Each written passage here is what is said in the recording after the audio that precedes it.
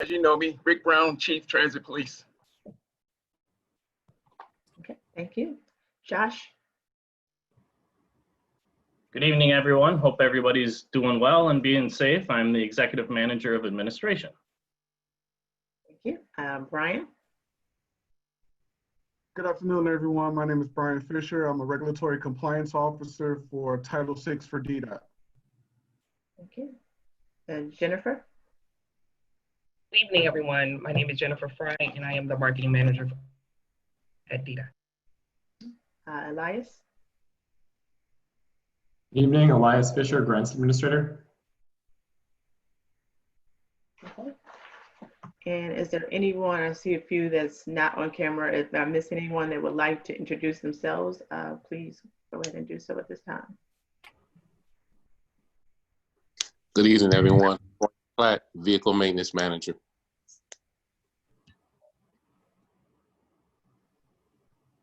Thank you. Hi, everyone. Deanna Donahoo. I'm the Grants and Planning Coordinator.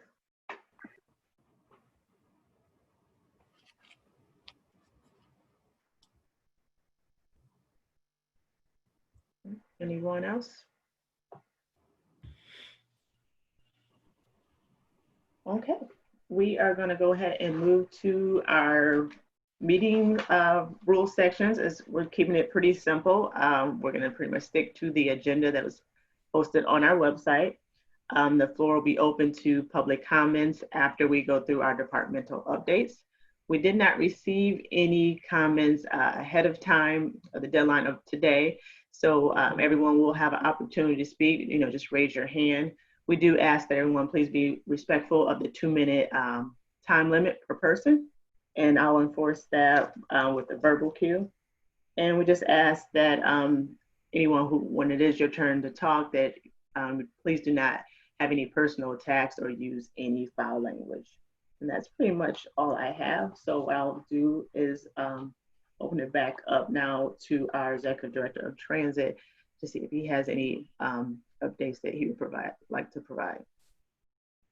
No, we don't. I don't have a lot, not too many updates. I know that we're really working hard trying to provide the best transportation we can to everybody.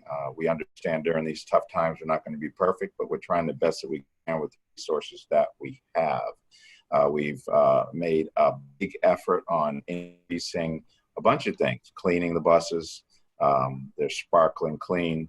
We're making sure that we're trying to enforce social distancing, which is a task. It's not an easy task to do. We have increased our service, and we're trying to ramp up as we move towards the new normal. It's difficult. It really is difficult, but we are doing the best that we can. The only way that we can do it the right way is to listen to you, the public. We're really interested to hear what you have to say. Hopefully it'll be things that we know about that we're working on. If not, and there are things that we need to work on, we're going to take that into consideration and give it a shot. So that being said, that's all I've got. Thank you so much. With that, we are going to go straight to operations.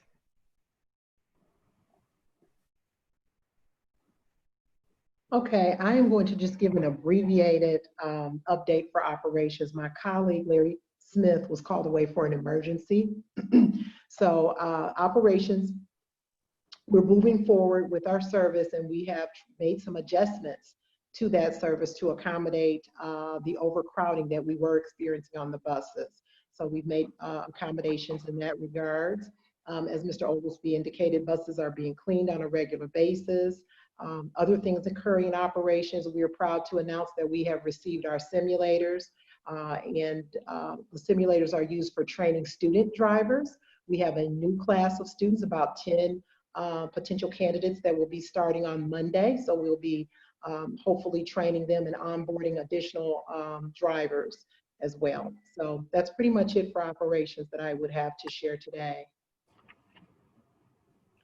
Okay, thank you for those updates. We'll move now to scheduling, servicing, development. And I don't know, Gina, if you had any updates. I know Mickey originally was going to provide, and she's out, but we have that information that we'll provide later in marketing. But if you have anything that you'd like to update, I want to give that opportunity. Not at this time. We are basically looking forward to the September schedule. And we're going to be working on that, but we have to get numbers to see how everything is working out for us. But there's no updates at this time. Okay, thank you. And we're gonna move over to data and reporting with the update regarding the transit app.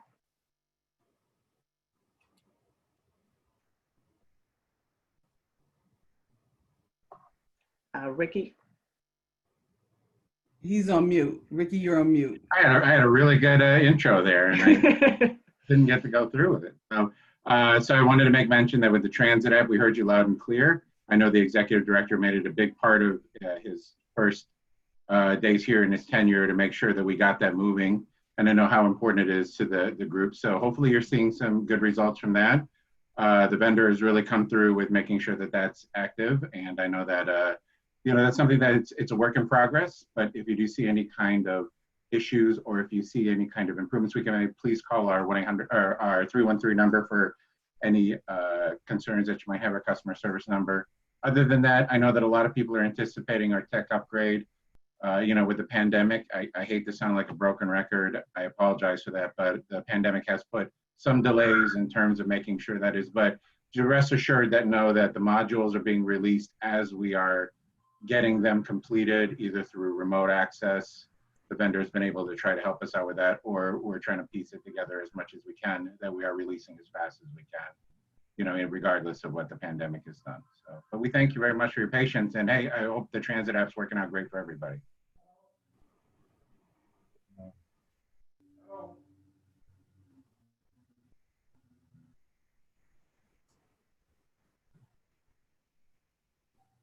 We're gonna move now to transit police with Chief Brown. Thank you. Again, good afternoon, everyone. I don't have a whole lot, which means coming from me, that's a good thing. I would like to remind the passengers that the city basically bent over backwards to continue bus services to the best of their ability, and saying that we really would like for passengers to continue wearing their mask. They don't have one. There's one available on the coach, and it's not just for the person, it's for the comfort for the other riders and as well as the driver. So no matter how you feel about it, when you have your mask on, you're making everyone around you feel a little more comfortable. And that's what we're trying to do. Other than that, it's been rather slow and quiet, like I said, which is good news from us. So thank you. Everyone stay safe and healthy. Thank you. And before I move on to the next one, I want to acknowledge that our interpreter is now on the line. So give me a moment. I'm going to pin her video so that everybody has the opportunity. And then, so we'll also be mindful, myself included, to try to speak more slowly and clearly so that those who need of her assistance will be able to understand. We'll move now to compliance with an update regarding Title VI. Good evening, everyone. She would say, speak more slowly with me. So I will do my best. If I need to slow down, please let me know. Once again, my name is Brian Fisher, Regulatory Compliance Officer for Title VI. I'm here to give an update to let you know that DDOT continues to, standing by its commitment of Title VI of the Civil Rights Act of 1964, that no person in the United States shall, based on the grounds of race, color, or national origin, be excluded from participation in, denied benefits of, or subjected to discrimination from any program that receives federal financial assistance, any program or activity. And if you feel that while riding the bus or on any premises of DDOT that you have been discriminated against, we have two options for you. You can either give our customer service a call from 313-933-1300 between the hours of 6 a.m. to 6 p.m. to state what's going on. If not, you have also the option to email to d.title6@detroitmi.gov. Once again, that's d.title6@detroitmi.gov. We're looking for your name, as much of the situation as possible, the route, and a number or email address to get back in contact with you. Once again, DDOT is standing by its Title VI Civil Rights Act of 1964 and committed to being here for you. So let's continue to move forward as we move transit forward. Thank you. Thank you from that update from compliance. And now moving to marketing. Good evening, everyone. And Mickey's update was, of course, marketing's update as well tonight, and it's in regards to the DDOT COVID-19 customer survey, which was released earlier this morning. Please circulate that with your network and with other transit riders. We've already garnered a lot of responses back already on the survey, and we appreciate those of you who have already submitted your survey for us.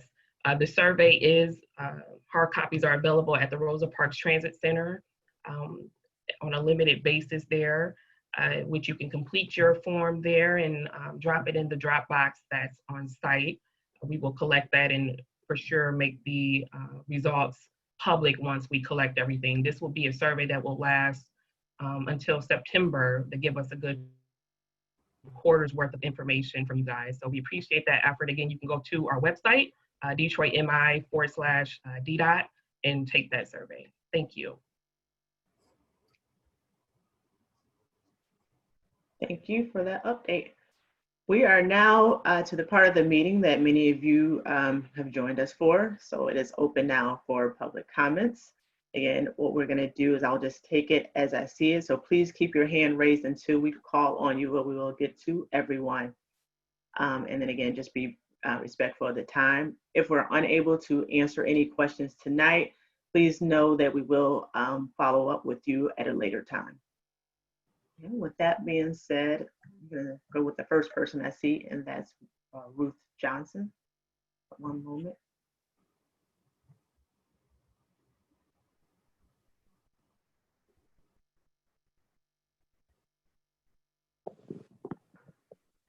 Good evening, everyone. How are you? This is Ruth Johnson. Thank you for having this virtual meeting. I have a suggestion and, well, two suggestions. One, I'm glad that everyone was introduced, but I would ask, because I'm watching on my phone, if you could give both first name and last name, because I'm not always be able to slide over and be able to see who you're referring to. So that's just a suggestion. And also, before you speak, give your first and last name again. My second suggestion is, and I don't know exactly the best way to do this, but is there any plans to honor the many DDOT employees who unfortunately succumbed to COVID-19? I don't know if there could be a plaque at Rosa Parks or something to honor. It just seems like our DDOT brothers and sisters took a heavy hit, both retirees and active employees. And I'd be happy to talk to whoever is a joint, rider, advocate, employee effort.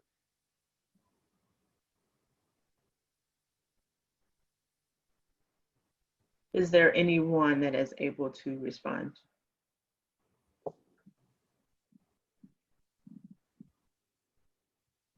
Okay, that will be.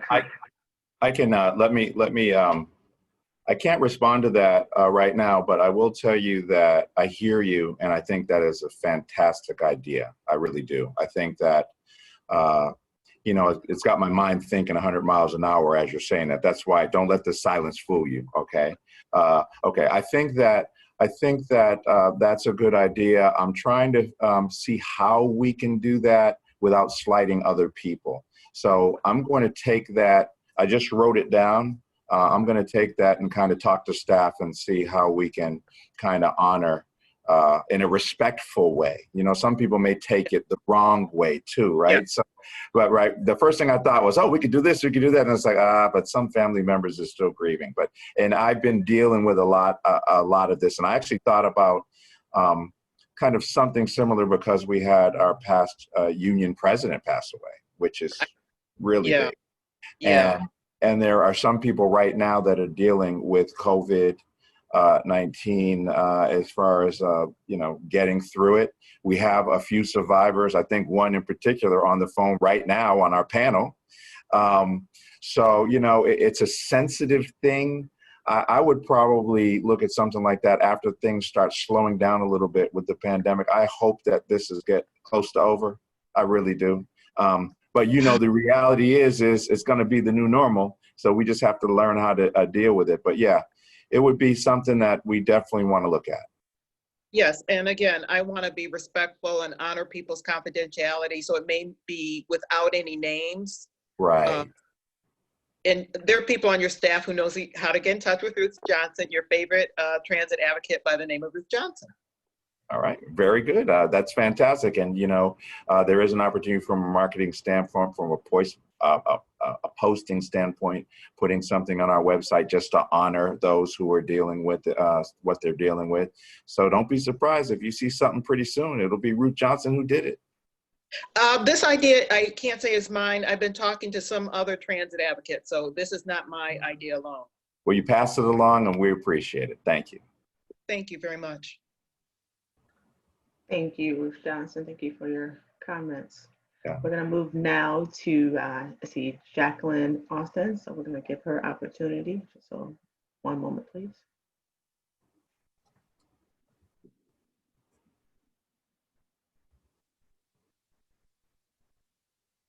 Okay. Hello, everyone. How are you? Basically, I just wanted to give you a short little brief story of my transit outings as I go about. I'm part of the non-visible ADA community, and that's an individual that does not show, but I carry a card to enable me to get in and on the bus. So considering the fact that there's only 2 wheelchair accessible points, if I get on the bus in the front, there's a possibility that there's a second chair. Currently, the buses only house 2 chairs, so that means I would have to stand.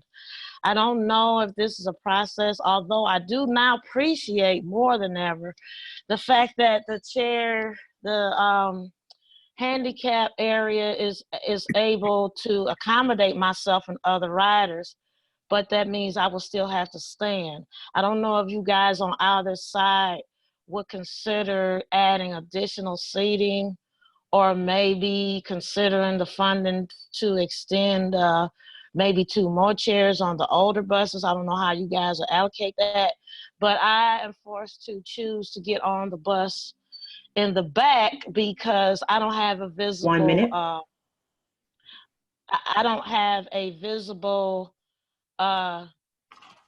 disability that's seen. So I was just wondering if, you know, if you would be able to assist me in that. And it gives the drivers an ease of not having to ask individuals to move out of those seats. I kind of like the plan. I really do, because that way I'm able to sit in the 30 front seconds.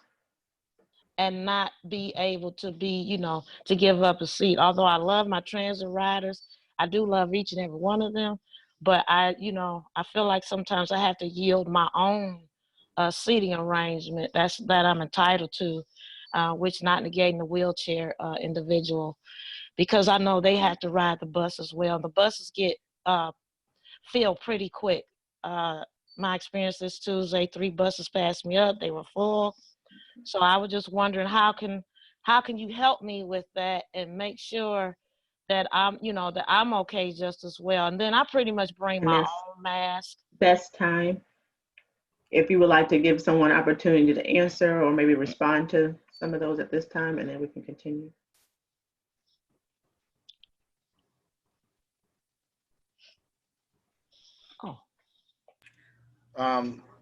Good evening. This is Larry Luckett. I will do the best I can to answer. That is something Okay. I will take a look at. I can't promise you that we'll be able to add additional spots to the bus for wheelchairs. But again, we appreciate your dedication to our service. And again, we'll do everything to accommodate you the best we can. And I'll get back to you as it relates to having another extra spot on the bus for wheelchairs.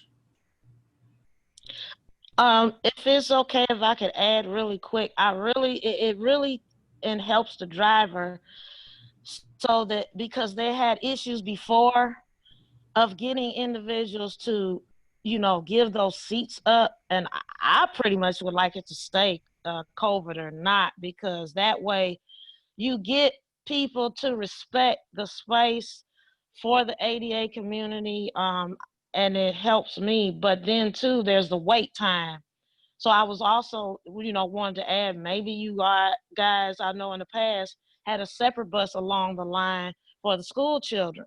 So maybe you could add an additional bus on the line for just the ADA community, because you never know on a given day.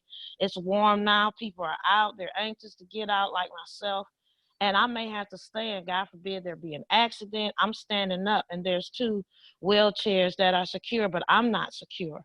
So maybe if an additional row of seats until you guys figure out what you're gonna do, I'd really like to help plan in that, considering the fact that I have a cane, I have fibromyalgia, I have issues, going on with my movement.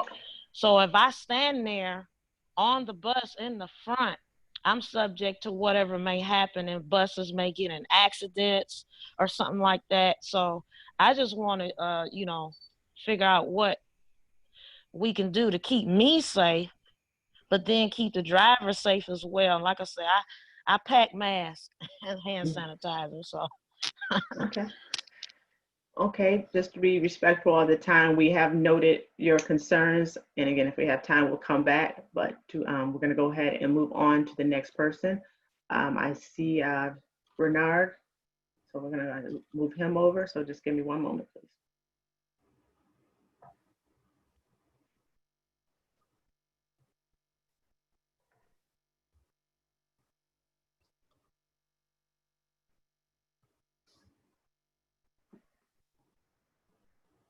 Okay, Bernard, I see you can unmute yourself. Okay. Hi, good evening, everyone. I hope you can all hear me. We can. Okay. Thank you all for the opportunity for providing the virtual meeting for our bus rider community.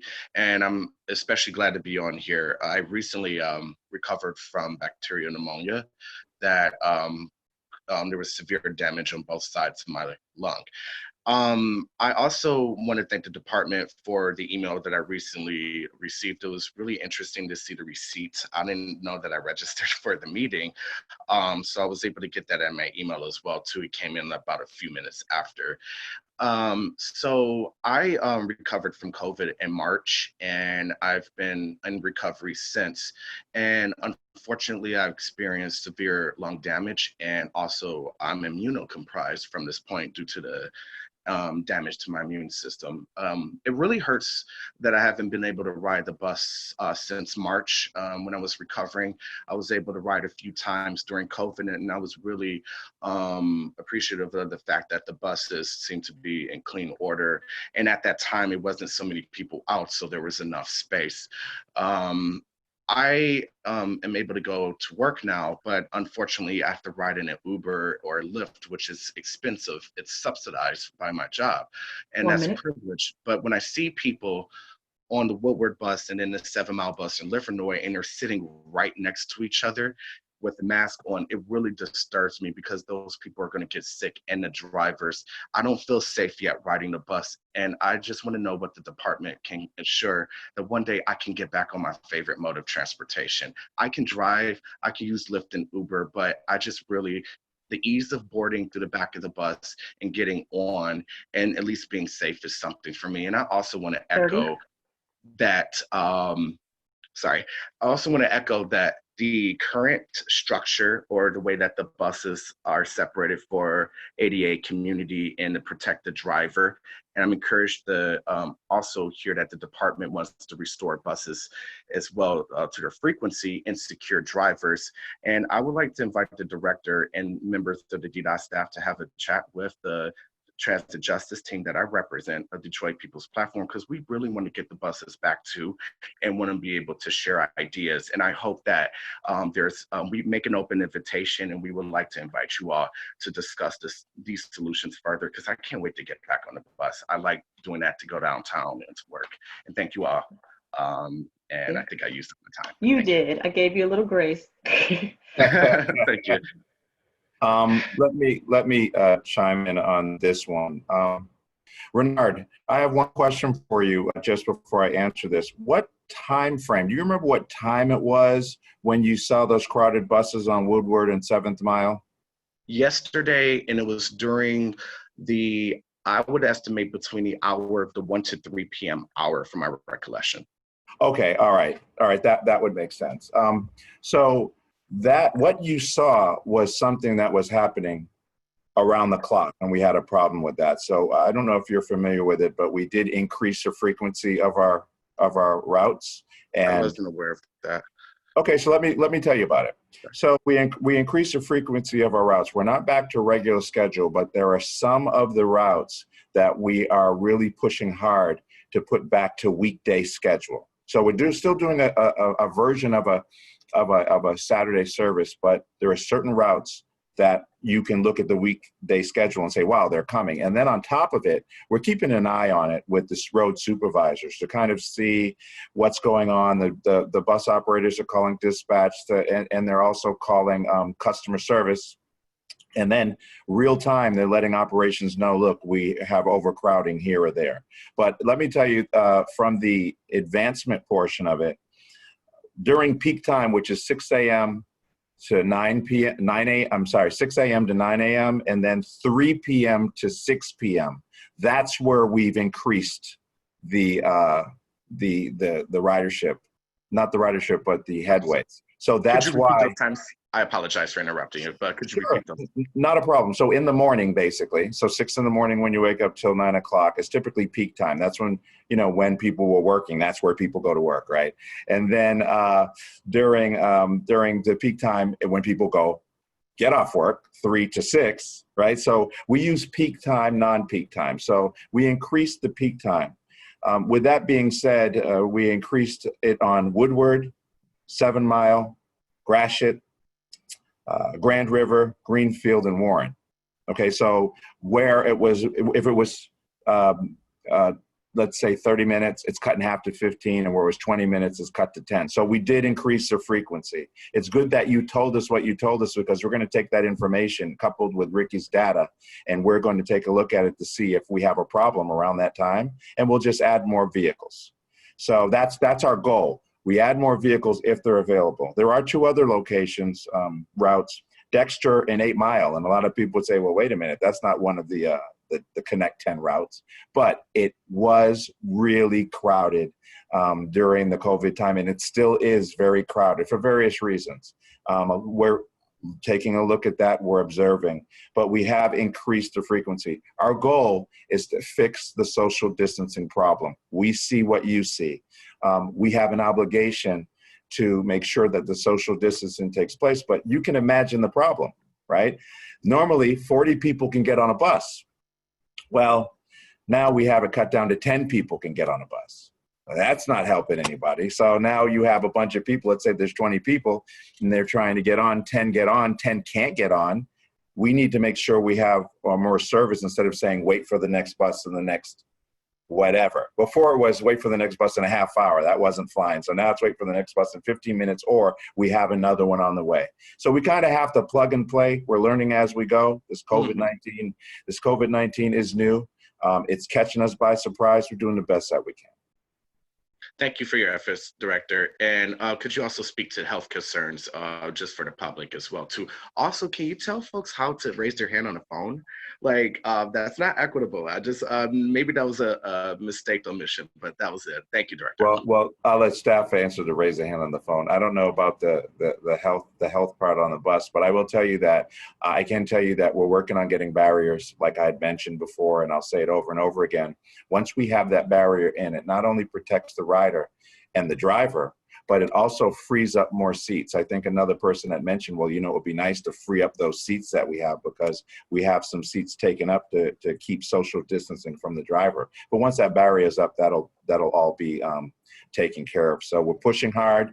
We're doing the best that we can. And during these times with the funding issues going on, we're going to use the CARES Act money, and we're going to spend as much of it as we can on a lot of things that are mentioned in this group. Thank you.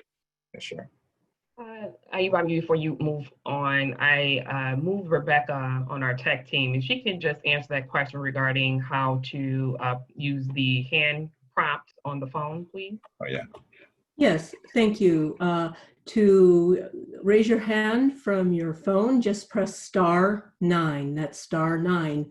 From your computer, if you can't find the raise hand button, press Alt-9. *9 from your phone. Thank you. Thank you for that. And thank you, Bernard, as always, for your comments. And we're glad to hear that you are receiving our notifications. I know that had been an issue in the past, so that's good to know. I'm going to move now to Ms. Marguerite. We're going to allow her to talk. I know there were some issues before, so we also have enabled the chat. So if there's any issues this time, so just give us one moment.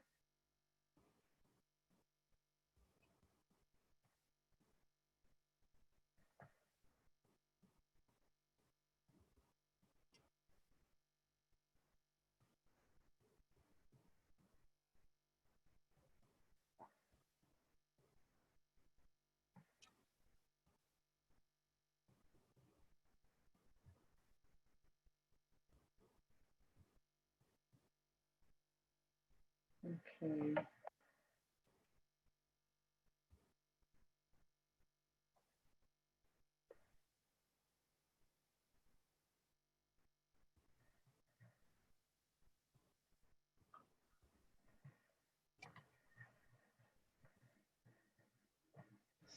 See up. Ms. Marguerite, if you would like to use the chat function, you may do so. Or you can use your video.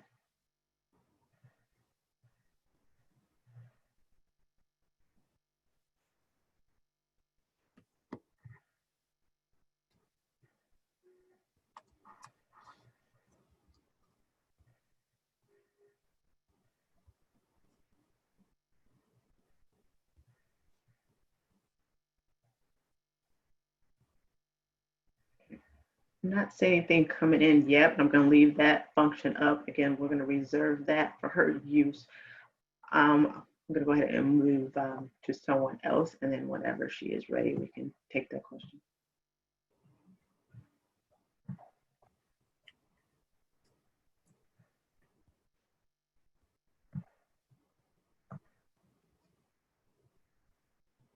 Okay, I'm going to move to Claire. One moment.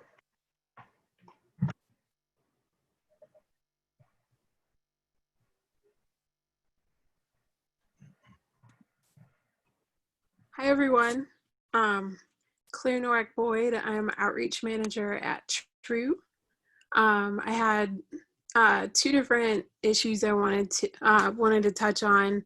One thing real quick, I really appreciate the effort to increase service. We at True definitely see all the hard work everyone's doing to work through this, to make it better in really challenging work conditions. None of us has done this before. A little more clarity on when the increased service is running and how people can find info would be helpful. I hear Transit app is working now, so we will try to get that info out. But I had to send a couple emails to find out that the 42 Mid-City Loop had been reinstated because it wasn't listed as turned back on together with the ones that it was, last update, it was shut off with the express buses. So just as I'm reading service changes, to the extent that you're able to write those, try and think of it as someone who's trying to figure out what they have to do to get to the grocery store or how early they need to leave to go to their job when you're writing it, versus just sort of general, we're I know like there's driver shortages and complicated things going on, but like sort of going, oh, we're generally increasing service doesn't like help trip planning necessarily. The other thing, so I just heard that DDOT buses were used to hold people who were arrested at the protests on June 8th or June 2nd, and transport them to Caesars Arena. I've heard from someone who was on one of those buses that the driver said that they felt like they were tricked into working, like it wasn't clear what their assignment was when they showed up to work that day. And I just want to state my opposition to buses being used as part of the carceral system and to arrest people. Like that's not the role of public transit, and yeah, that's not okay. Like someone being told they're in violation of curfew and then put on a city bus driven by a city bus driver, like to a publicly funded arena, you know, who's paying for that. And yeah, I'm curious to know like who called the shots on that and why drivers were not given clarity or the opportunity to opt out, as far as I could tell. I'm just learning about this and speaking with folks about it. So, but yeah, that's my comments. Thank you again for all the work you've all been doing. Anybody able to comment or respond at this time? Yes, brief answer to your question. Unfortunately, the city has an emergency plan dealing with all types of emergencies, and DDOT is part of that plan, and that is solely for transportation. For example, if we had a train derailment or plane crash or anything like that, where there was mass casualties, DDOT would respond for triage, transportation, and assistance. So being part of the emergency plan, and a protest is considered an emergency when it comes to trying to diffuse it, keep it peaceful, keep it from getting out of control, then DDOT is called in as part of that plan. We are working on, at least I am working on, making sure that DDOT is used in a manner that is coinciding with the driver's wishes. That's something that's quite hard to do, considering, but we have some other ideas in the works regarding transportation of folks, including getting transit officers trained up enough to drive the bus in those types of situations if the drivers don't want it. So that's something that's in the back of our head. It's not a promise, it's not a guarantee, but that's something we were thinking about. Appreciate the information. And to address your concerns about the service build out, and you know, we look at our data every day, and Ricky reviews all the comments that come in from customer service. We pass that on to operations. They're using that data when people are calling in to try to build out some of those services so you have more frequent service, and it's slightly tailored to the comments and what we're seeing out there for overcrowding. So maybe that's something, you're right, we can look at marketing some of those changes as they develop, but right now it's a moving target and we're just trying to keep everybody safe. And just to piggyback on that from a marketing standpoint, as soon as we get the go ahead to push out those service changes, please look at the transit app. That's like our #1 tool that we're using to push some of these announcements out, in addition to the website and of course social media right now, because that's the best way to do all or communicate all these efforts, social distance wise, of course. And just to ensure that everyone gets that information timely. The other things too, I believe we have you already opt into our newsletter and a couple of various other communication tools that we use to get the information, especially as it pertains to True, because we have a really, really good relationship with your organization. So we appreciate your comment and we look forward to working with you to make sure that that information is updated appropriately. Thank you. Thank you. And if you don't mind, Claire, first of all, hello. How are you doing? Good, good. Good to meet you. You know, you brought out some great points, and definitely some points that we all need to really think about and take to heart. First, as far as information and learning what's going on, like you said, you know, we're trying to do this a little bit on the fly.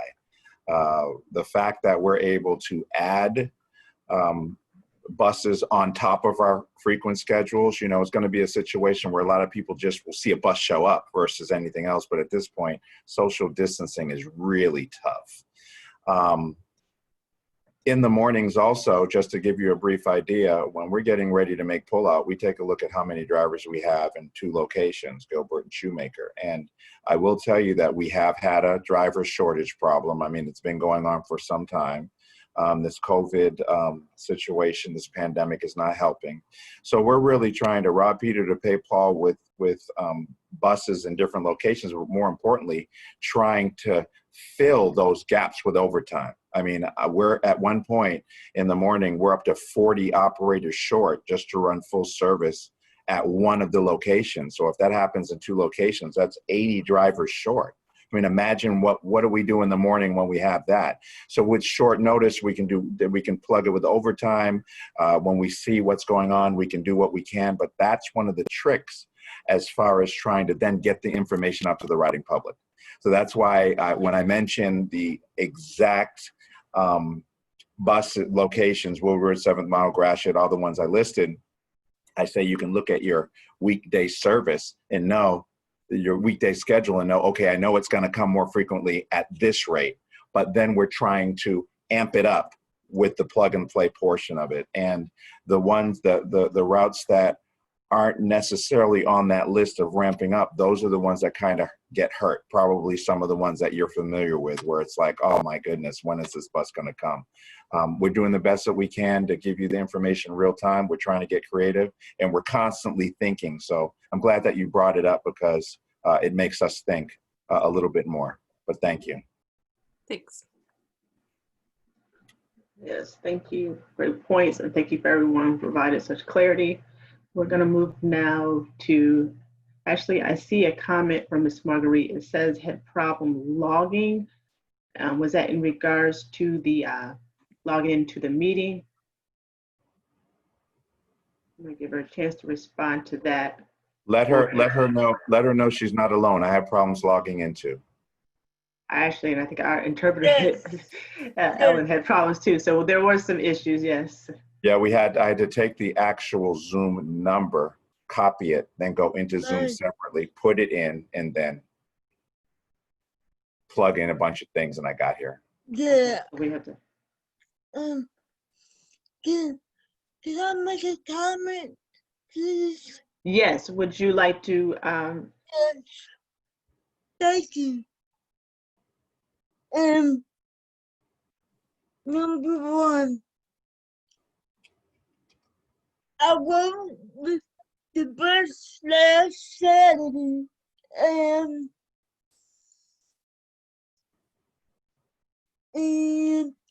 coming back from downtown, it was beginning to get crowded, and the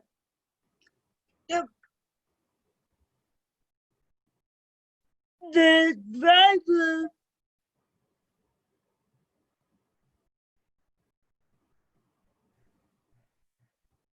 passed up people after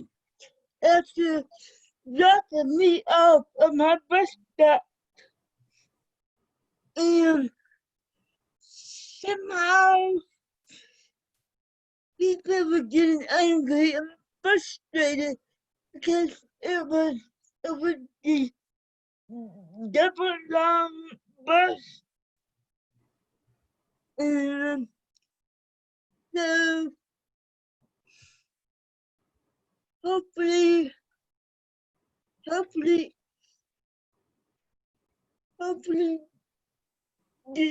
this can be fixed, but there is another issue that I have. How many people ride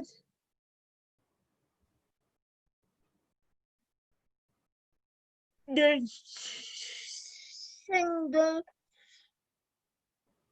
bus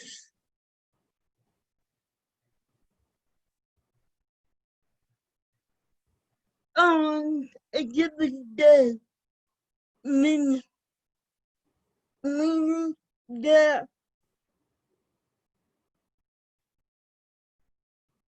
that people were getting on at the back door, but they had the seats completely blocked off. But I can understand that part of it. But what about if someone in a power wheelchair come on and we would be so close together without the mask on? Then what are we gonna do about that particular issue? And I've got some suggestions that may help. Why not take out the seats that is accessible? Take this out for that we have more room for wheelchairs, walkers, and sit-down. My sister get under my walker, under the seat. And now we need to come up with a solution now before the part of the year. That's it. Thank you. Okay. Let me give the first couple of shots. So I believe she said she was at the bus last Saturday coming back from downtown, and it was crowded. The driver passed people after dropping her off at the bus stop, and people were angry and frustrated. And hopefully this can be fixed. I believe that's what she said. Yes, and I will tell you, you know, we talked about this and we think about this all the time. People are upset, and that's the reason why we did what we did by increasing the frequency. The only way that we're going to offset social distancing that you're talking about, making sure that people are, if there's not enough people on the bus, we send another bus, is by hearing what you have to say. So by you telling us this, we're going to look at it even more. We know about it, and we're trying our best with the resources that we have. Ricky has all of the data and the loading data, so we actually see on paper what you're talking about. The trick is trying to put the buses in the right location at the right time. We do know that people are frustrated, but I want to let you know that we're frustrated because we want to fix the problem. We are not letting this go. We see it, and again, we hear you. So I appreciate your input on that. And we're still, every morning we're grinding. This is what we're thinking about, exactly what you're saying. This is what we're watching. That's why we have the road supervisors out there. That's why we have the drivers basically letting us know, hey, it's crowded. And trust me, they let us know. But now that you mentioned the downtown portion, we're going to take a look. I'm going to talk to Ricky. We're going to take a look at those numbers, try to fix that problem. Okay, that's the first thing. I think you had asked how many people ride a bus on a daily basis. That was one of your questions, which right now, which right now, I think we're tracking at about 23,000. Ricky, you can nod yes or no on that. That's right. 20, yeah, between 23 and 29,000 on the weekdays, between 12 and 16,000 on the weekend. But before COVID, I believe we're up at 64,000 a day or something like that. 64 would be a good estimate for a weekday from that, and between the 30s and 50s for the weekend.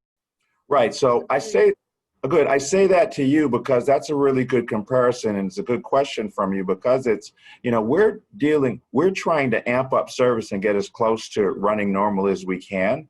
And if we're struggling with social distancing with 23,000 people a day, imagine what's going to happen when it gets up to 64,000 a day. And I know that's what you're thinking. See, I can read minds. So I'll tell you what we're going to do is this is the practice. Right now we're practicing. We're trying to figure it out. We need folks out there to tell us what's going on. We need you to tell us this is happening here, this is happening there. You don't have to tell us that they're frustrated because we know that. Because if you don't get picked up, the blessing right now is we're trying to figure this out while the weather's good, right? We need to get this fixed by the time the weather gets a little chillier. Or, it's going to be hot, so it's going to be some issues also. And then the issue that you mentioned about people being too close together, not wearing masks, we have the bus operators, we've instructed them to tell people that we want them to wear masks. It's governor's order to wear a mask, but we can't make people wear a mask, but we can suggest to them that you have to wear the mask, and we provide the mask and the gloves. So we do everything that we can within our power to push that. But what you asked, what can we do about that? Well, I'll tell you what, we're watching it. I talked to the chief about this too. I wish I had more of the chief. He had, if I could take his staff and triple it, we have folks all over the place. But what we're doing the best with what we can to make sure that people are wearing their mask. We're kindly asking them to, and we're supplying them. That's all we can do as a transit system. So we'll take that, and we'll take your suggestions about what to do with the ADA seats to make more room, and we will need to come up with a solution. I agree with you, and give us a chance to grind through it all, and that's that. So I hope that I answered all of your questions. Yes, you did. Thank you. Thank you. Thank you, Ms. Marguerite. We're so glad that you were able to join us today and get your comments and questions out there. We are going to move on now. It looks like I have one additional hand raised. That's from Stephen. So give me one moment and I will move.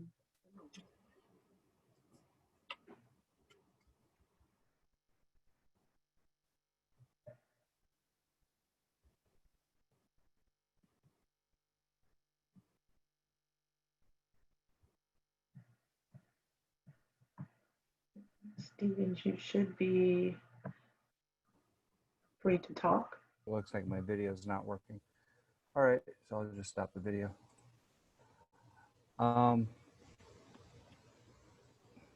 Hopefully this is working. So I wanted to piggyback a little bit on what Claire was talking about with the picking up of protesters using the buses. One of the health concerns to really be concerned about is the fact that these protesters were sprayed with tear gas, pepper spray, other respiratory irritants. And right now we're dealing with a global pandemic that's a respiratory problem.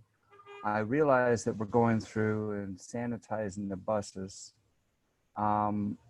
It's just a bit disconcerting to know that we've got a police force using respiratory irritants on people during protest, as well as those people carrying, basically covered in respiratory irritants entering onto the buses as well.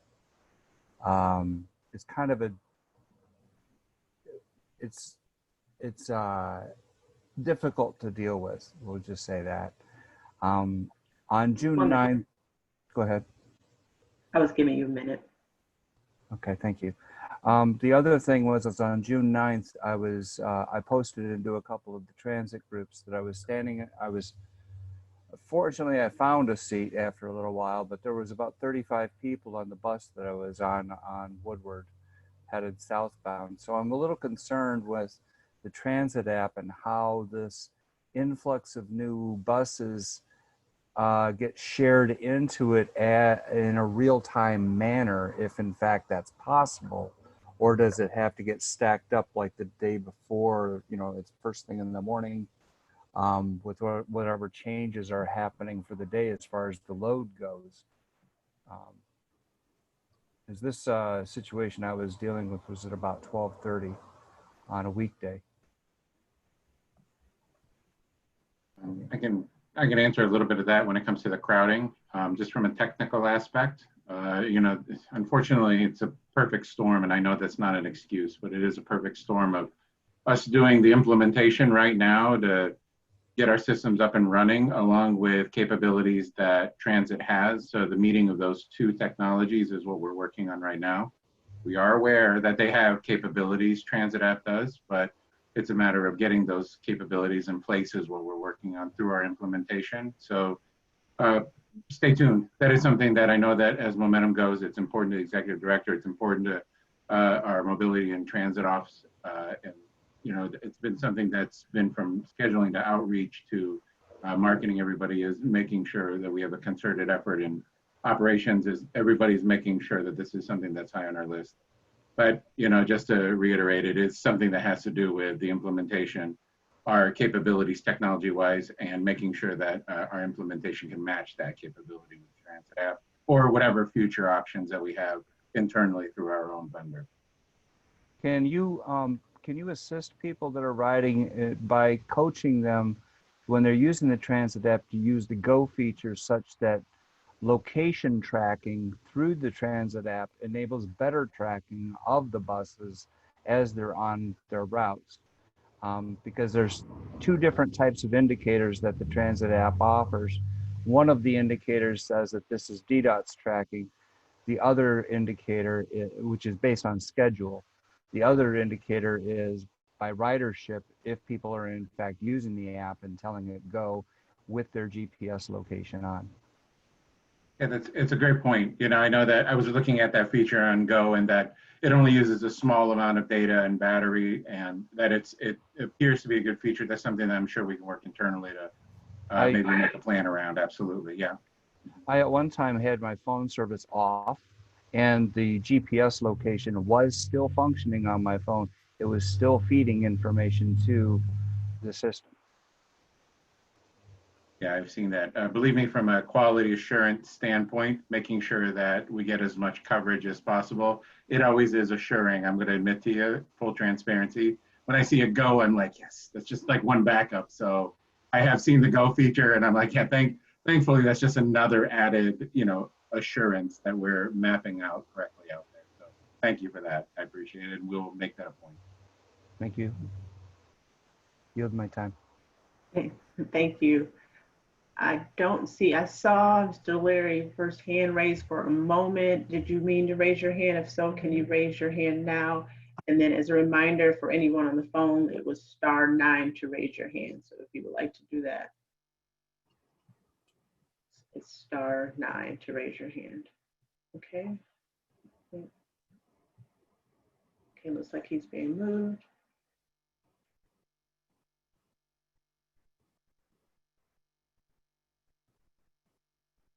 Ms. Torrance. Yes. While you're doing that, I'd like to make a quick comment for Mr. Boyle.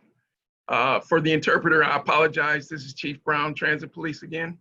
In response to Mr. Boyle's comments regarding conveying protesters, this is something that I brought up, Executive Director brought up, but the city is caught between a rock and a hard place, and we have to do what's best for the masses.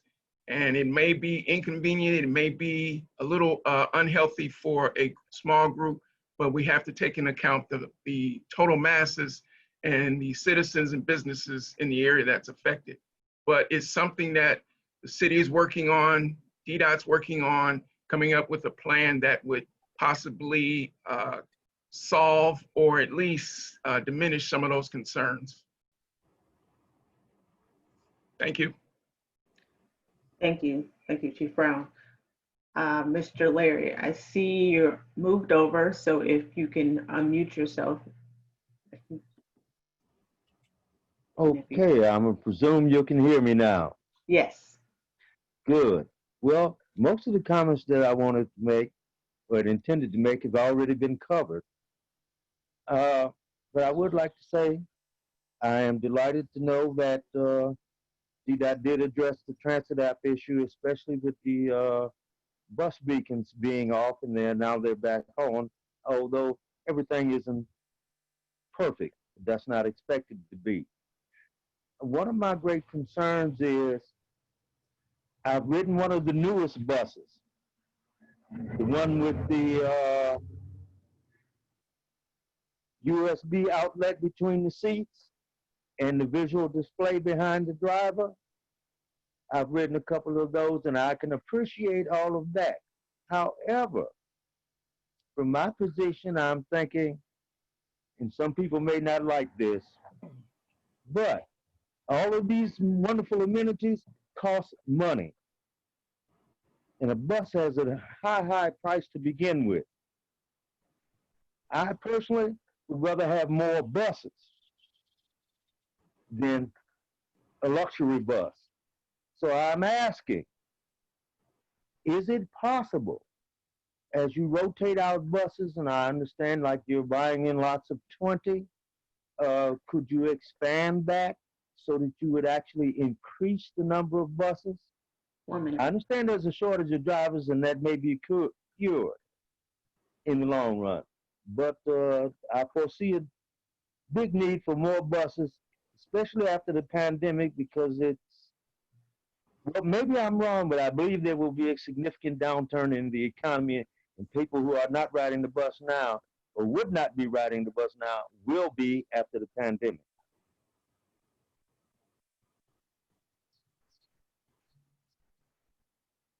Okay, there's a question in there. Okay.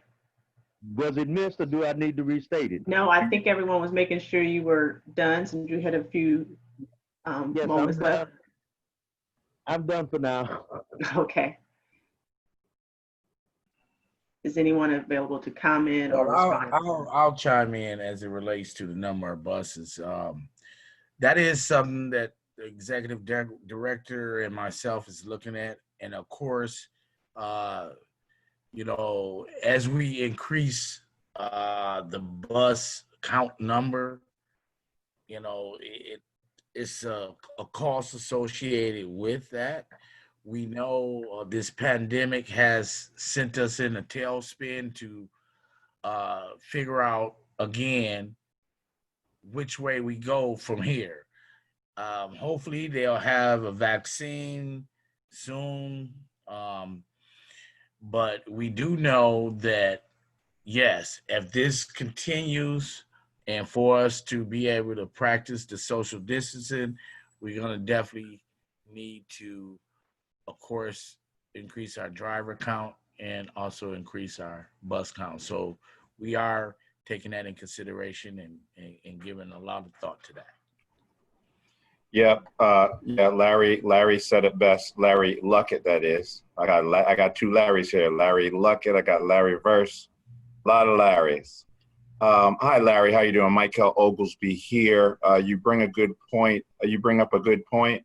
You know, it's pretty funny. You have some people on one side of the fence saying, you know, buses need to be modern and you need USB plugs and so on and so forth. And you have the other one saying, you know, I don't necessarily need them. With that being said, the amenities that you're talking about are pretty much turning into a standard amenity when you purchase a bus nowadays. If we ordered those buses and we removed the USB and some of the other things that you're talking about, we wouldn't have enough money to purchase one bus. So even if we eliminated those amenities, it would not chalk up to another bus. I don't think our problem is, quite frankly, whether we can afford another bus. As a matter of fact, like Larry mentioned, we're working on a fleet expansion program, looking at the future of the fleet, looking at the transit asset management plan, to decide whether we need more buses, but they have to be justified. You and I both know from a ridership standpoint to justify, but from a funding standpoint, you can only have so many additional vehicles that aren't in service. So even if we get more buses, we have to expand the service. That takes a full analysis and takes time. But I will assure you that we are looking at everything that you're talking about, and every piece has a trickle-down effect. So even the conversation about the USB ports trickles down to, and going to more buses trickles into a larger issue that we're trying to deal with. So it's a very good point that you bring up. And we're working hard to increase buses. Now, Larry Luckett and I talk about it all the time. You know, we need to be providing more service. DDOT needs to be the premier transit, and that's that. Well, in order to do that, we have to prove that we can do it, and we have to make sure we get our drivers on point, we get safety in place, and then we start expanding. So I already have my eyeball on expanding, but we have to do it at the right time. Let's hope this pandemic slows down, and we can get to that point.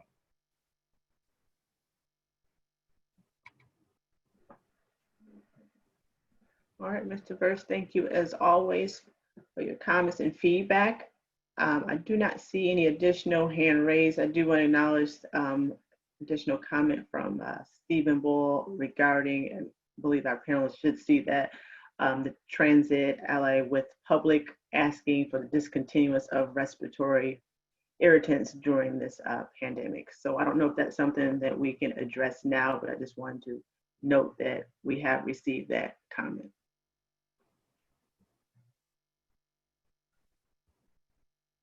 Okay. If there are no further hands raised, I would like to give the opportunity to any staff or any other additional closing words. Otherwise, we will get ready to close out our meeting for this month. I do just want to throw out there again, the survey. It's really important that we get the surveys back so we can review those to do any type of re-enhancement of those routes. And customer service, just let customer service know if you have any issues on routes or overcrowding. Thank you.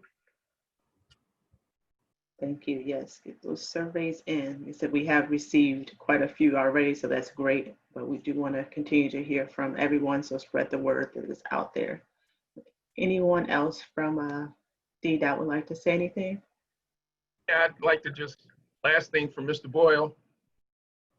If he noticed, and I'm sure he probably has, there's no more use for irritants or arrests, thanks to the hardworking, good people who want to peacefully protest and keep the unruly folks in line. So, you know, we're all thankful for the people who want to do it the right way. So no more arrests, no more irritants. I'm knocking on wood. Hopefully it'll stay that way. Thank you.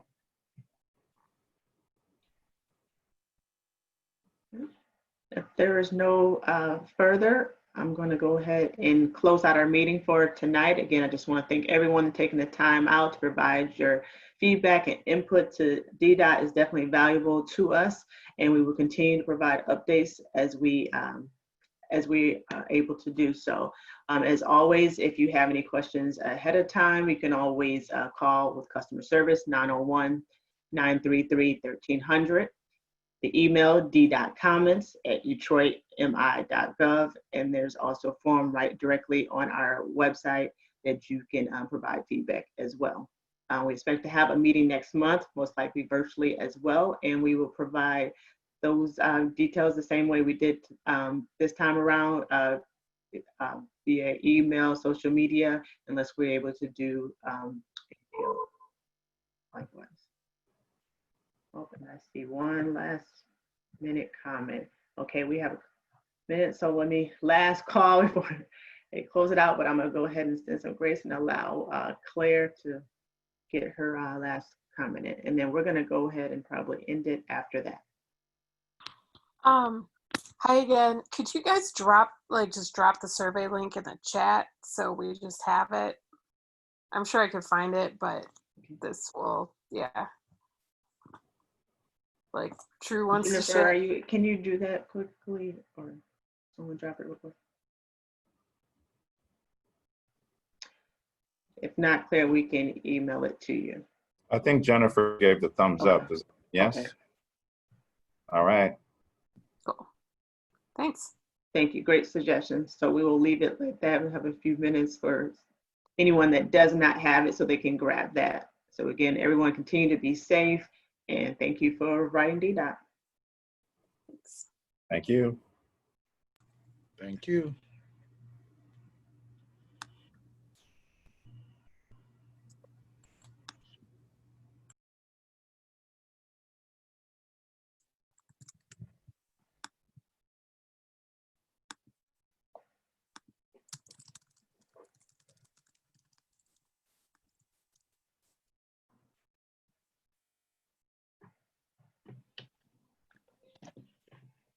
We want to have a